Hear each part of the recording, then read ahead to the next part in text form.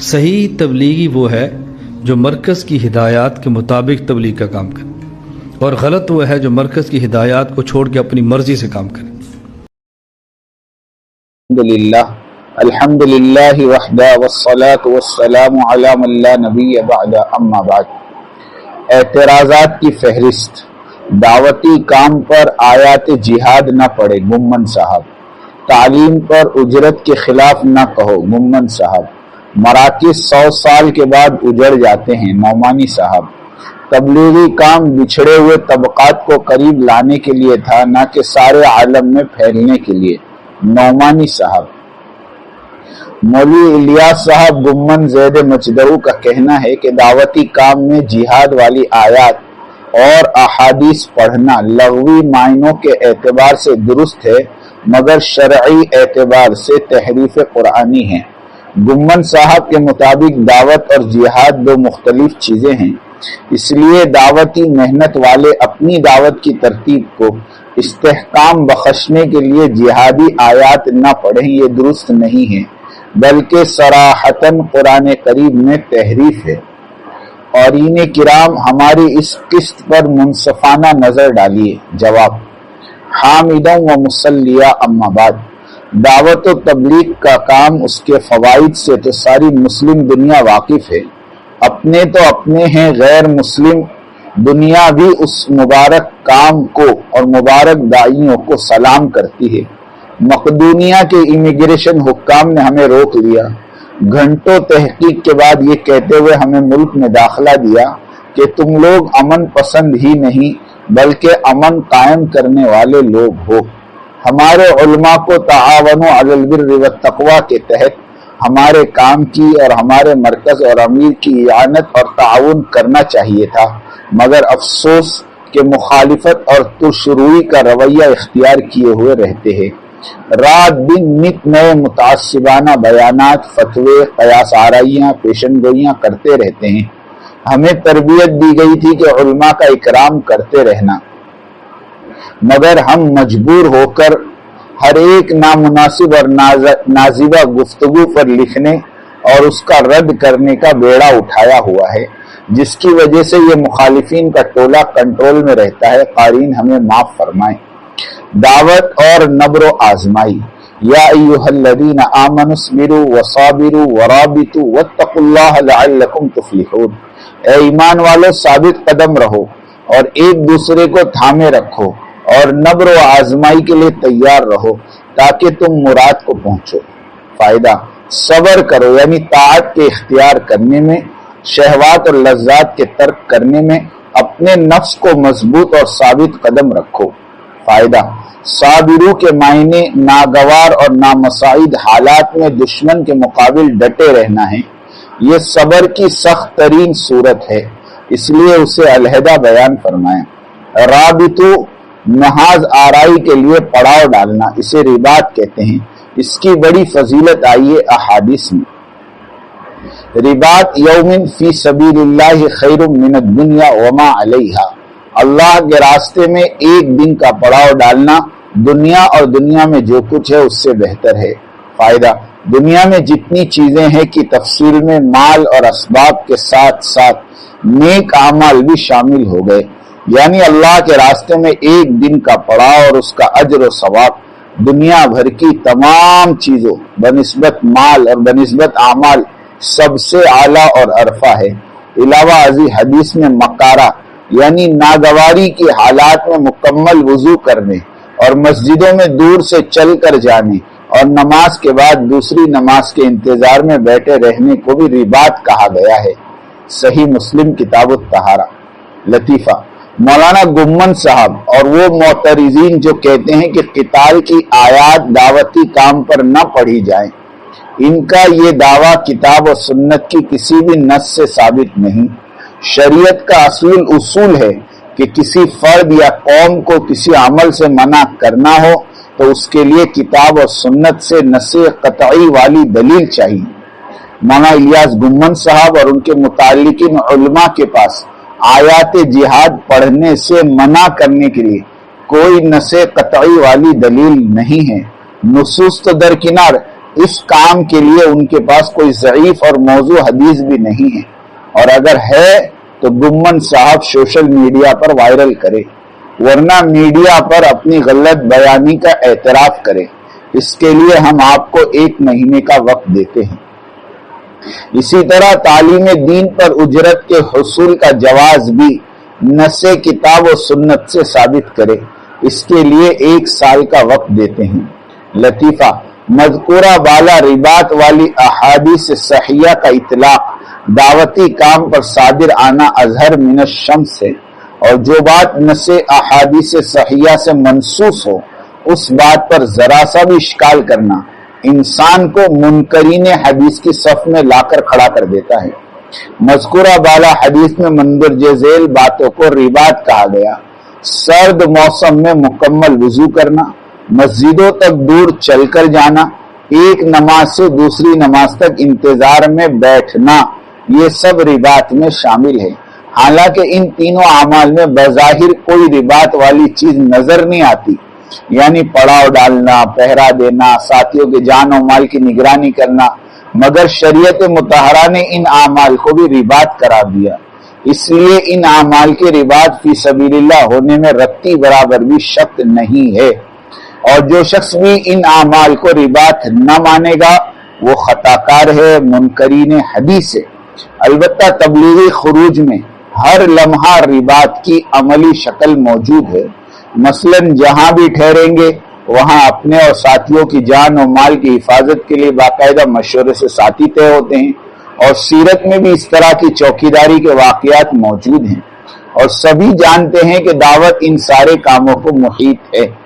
دعوت و جہاد کی تقسیم اختراع اور عین بدعت ہے۔ یہ تقسیم کہ دعوت اور جہاد سیرت طیبہ میں کہیں نہیں ملتی۔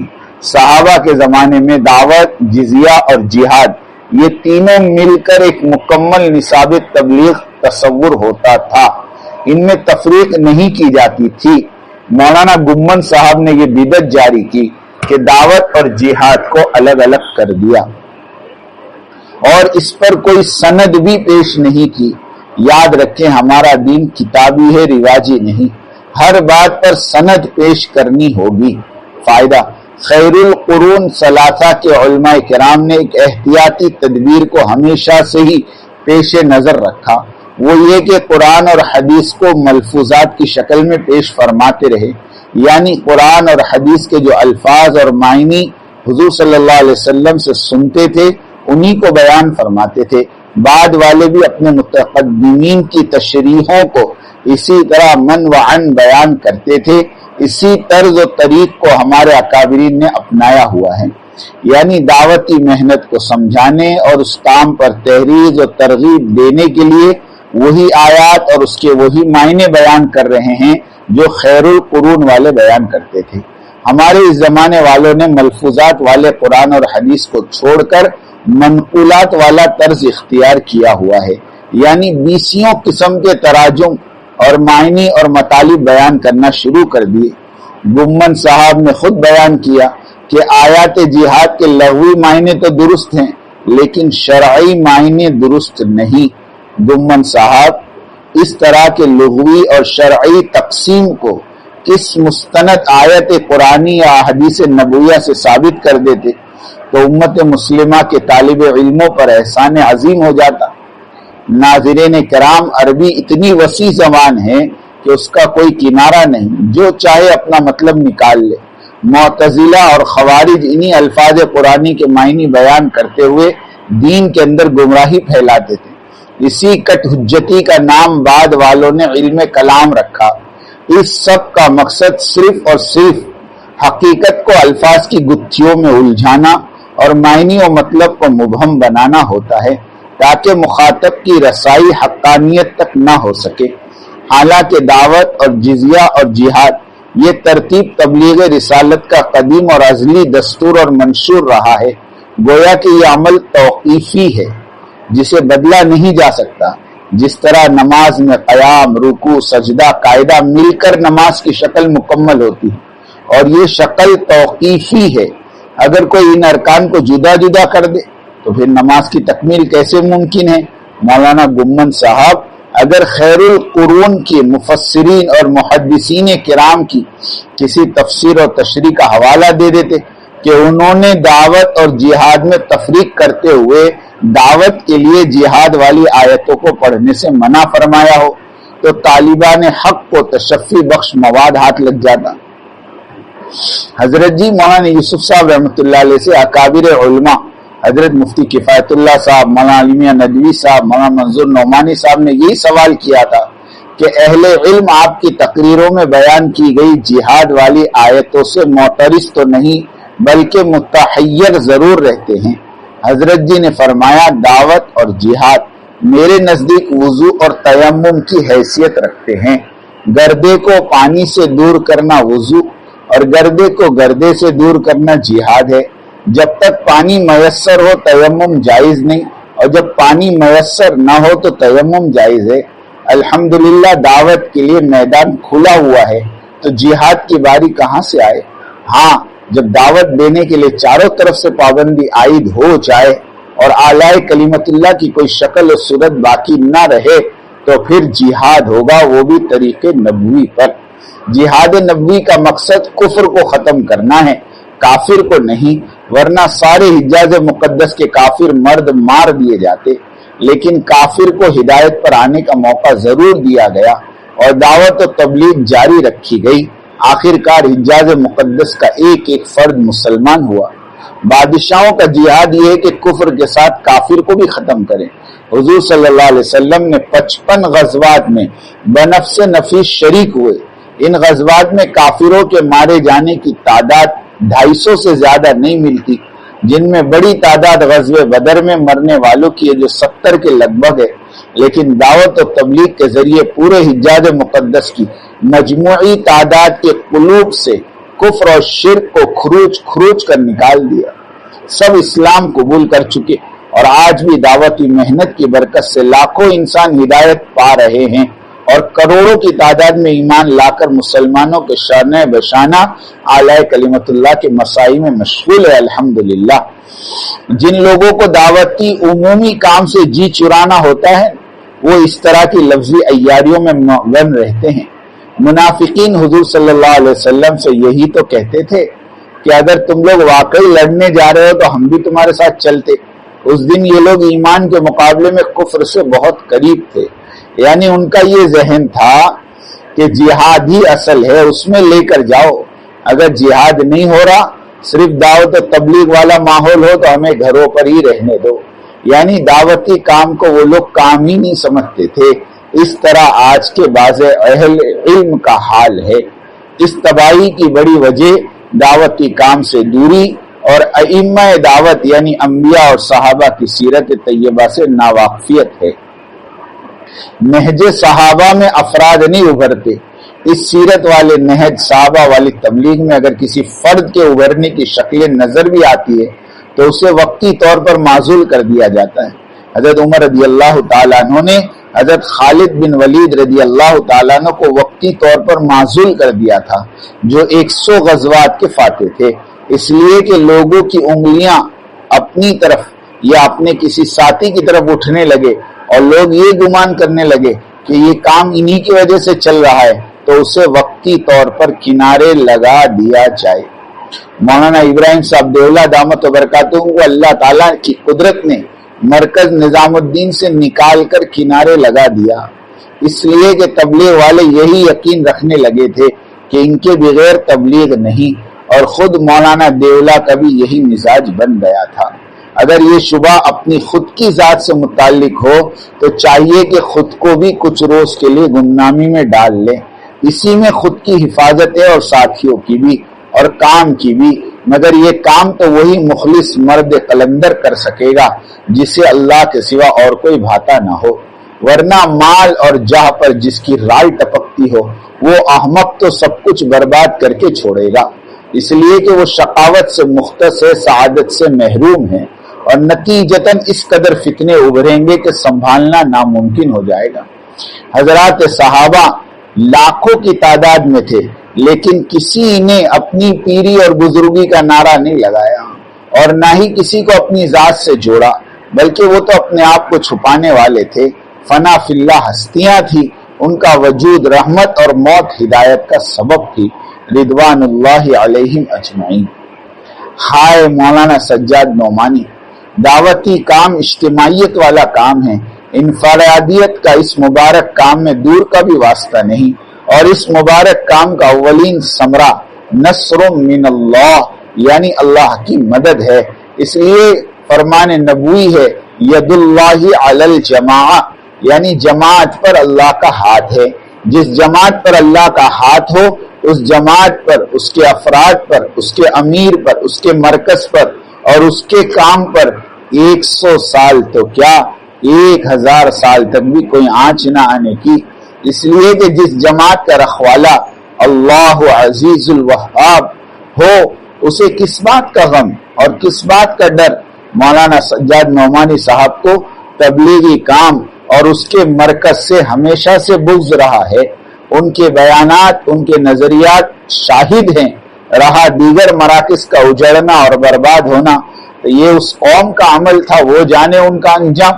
اللہ رب العزت نے خود فرمایا تلک امۃ قد خلت لہا ما کسبت ولکم ما کسبتم ولا تسألون عما كانوا يعملون، یہ امت ہے جو گزر گئی، جو اس نے کمایا اس کے لیے وہی ہے اور تمہارے لیے وہی ہے جو تم نے کمایا، اور تم سے ان گزرے ہوئے لوگوں کے اعمال کے بارے میں نہیں پوچھا جائے۔ یہ ایک اسلوب قرآن مجید ہے کہ جو چیز جتنی اہم ہوتی ہے اسے قرآن مجید کم از کم 2 مرتبہ بیان کرتا ہے، اور آیات مذکورہ بالا ایک ہی رکوع میں 2 مرتبہ بیان ہوئی، سورہ بقرہ آیت نمبر 134 اور 141۔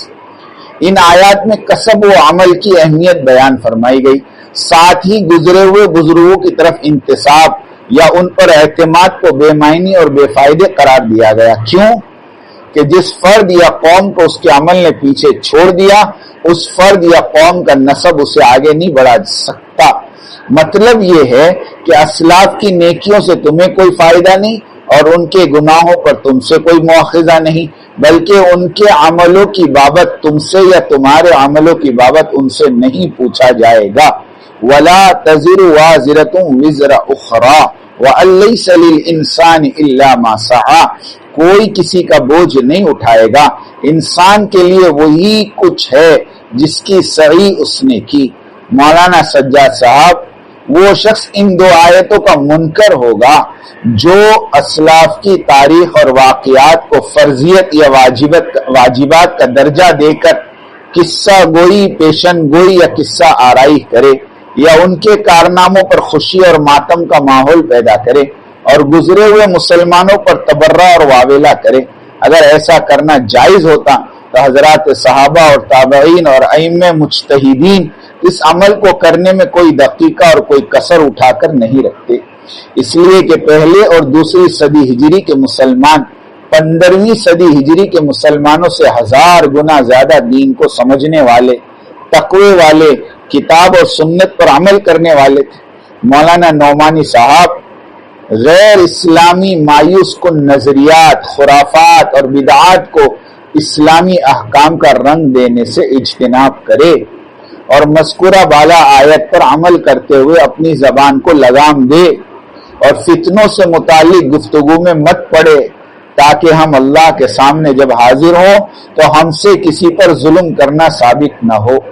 دین حق سے اور اس کے صحیح مراجع سے اور علماء حقانی سے محبت رکھیں۔ روایتی مقررین اور واعظین جو اپنی باتوں کو کتاب اور سنت اور سیرت سے ثابت نہ کر سکیں، دراصل یہی لوگ اللہ کے اور اللہ کے رسول کے اور دین کے حقیقی دشمن ہیں۔ امت مسلمہ میں تفرقہ پیدا کرنا ان کا شیوا اور شعار ہے۔ یہ لوگ دنیا کے طالب ہیں، میڈیا پر اپنے چینل کے گریڈ کو بڑھانے اور اس کے ذریعے مال بٹورنے کے چکر میں پڑے ہوئے ہیں۔ اگر یہ لوگ قصے کہانیوں کے بجائے تحقیق علم یعنی کتاب و سنت اور سیرت کو پیش کرنے لگے تو ان کی دنیا دنی خاک میں مل جائے، اس لیے کہ یہ لوگ دین پر دنیا کو ترجیح دیتے ہیں۔ وَأَمَّا سَمُودَ، جو سمود تھے ہم نے ان کی رہنمائی کی تو انہوں نے ہدایت کے بجائے اندھے پن کو پسند کیا، تو ان کے اعمال کے سبب انہیں ذلت کے عذاب کی کڑک نے آ لیا اور ہم نے انہیں بچا لیا۔ جو ایمان لائے اور ڈرتے تھے اور وہ پکڑے گئے جنہوں نے گمراہ رہنے کو پسند کیا، ہدایت کی راہ چھوڑ دی، اطاعت امیر اور اجتماعیت۔ من یطیع الرسول فقد اطاع اللہ، ترجمہ اس رسول صلی اللہ علیہ وسلم کی جو اطاعت کرے اس نے اللہ کی فرمانبرداری کی۔ فائدہ، رسول کو بھیجا ہی اس لیے جاتا ہے کہ اس کی اطاعت کی جائے۔ جس اہتمام سے اللہ کی ذات کو مانا جاتا ہے اسی قدر اہتمام سے اللہ کے رسول کی بات بھی مانی جائے گی۔ اللہ تعالیٰ تو قیوم ہے، ہمیشہ رہنے والی ذات ہے جس کو کبھی فنا نہیں، اور رسول چونکہ عبد ہے، مخلوق ہے، ہمیشہ رہنے والا نہیں ہوتا، اس لیے اس کی تعلیمات کی روشنی میں ہر دور میں عمرہ ہوتے رہیں گے اور امت مسلمہ ان کی عمارت کے سائے تلے اپنی زندگی گزارے گی۔ تبھی تو رسول اللہ صلی اللہ علیہ وسلم نے امیر کے قول اور حکم کو اپنی طرف منسوب فرمایا۔ قال رسول اللہ صلی اللہ علیہ وسلم من اطاعنی فقد اطاع اللہ ومن عصانی فقد عصى اللہ ومن یطع الامیر فقد اطاعنی ومن یعص الامیر فقد عصانی۔ رسول اللہ صلی اللہ علیہ وسلم نے فرمایا جس نے میری اطاعت کی اس نے اللہ کی اطاعت کی، اور جس نے میری نافرمانی کی اس نے اللہ کی نافرمانی کی، اور جس نے میرے امیر کی اطاعت کی اس نے میری اطاعت کی، اور جس نے میرے امیر کی نافرمانی کی اس نے میری نافرمانی کی۔ اس کرۂ ارض پر یعنی پوری دنیا میں عمارت والی نعمت اگر نصیب رہی ہے تو وہ صرف اہل تبلیغ و دعوت ہی کو نصیب رہی۔ تقریباً 100 سال سے یہ نعمت ہمارے سروں پر سایہ فگن ہے، اللہ ہمیں اسے ہمیشہ باقی رکھے۔ اس دنیا میں بڑی بڑی تحریک دین کے نام سے اٹھی، مثلا مودودی صاحب کی جماعت اسلامی جو 100% پڑھے لکھے لوگوں کی جماعت، اس طرح کی دیوبندی برادری ہے، علم دین سے لبریز ہیں مگر نظام عمارت اور اس کی برکات سے یہ دونوں یکسر محروم اور ناآشنا ہیں۔ کاش یہ دونوں گروپ بھی تبلیغ کے سائے تلے آ جاتے تو امت کی اجتماعیت کی ایک اعلیٰ شکل بن جاتی۔ جب شکل وجود میں آ جاتی اللہ اپنے فضل سے اس میں روح بھی پھونک دیتے ہیں اور یہ رسمی عمارت ایک دن حقیقی عمارت میں تبدیل ہو جاتی۔ اجتماعیت کے ماحول میں لیا گیا ایک سانس انفرادیت میں گزاری ہوئی صدیوں کی عمر سے افضل اور بہتر ہے۔ فائدہ، 100 سال قبل میوات کے چند دیہاتوں سے اٹھنے والی اجتماعیت والی فکر ساری دنیا کو لپیٹ میں لے لے گی، کسی نے سوچا بھی نہ ہوگا۔ ساری دنیا میں ایک ہی نام، ایک ہی محنت، ایک ہی ترتیب، ایک ہی رخ، ایک ہی مرکز، ایک ہی امیر، یہ اللہ کی عطا نہیں تو اور کیا ہے؟ شیاطین نما متشرین ہر لمحے اس فکر میں لگے ہوئے ہیں کہ اس اجتماعیت والی عمارت کی مشعل کو گل کر دیں، بجھا دیں، ختم کر دیں۔ اللہ تعالی ہمارے کام کی اور کام کے مرکز کی اور امیر محترم کی حفاظت فرمائیں اور انسانیت کی عمومی ہدایت کے فیصلے فرمائیں۔ آمین۔ وآخر دعوانا ان الحمد للہ رب العالمین۔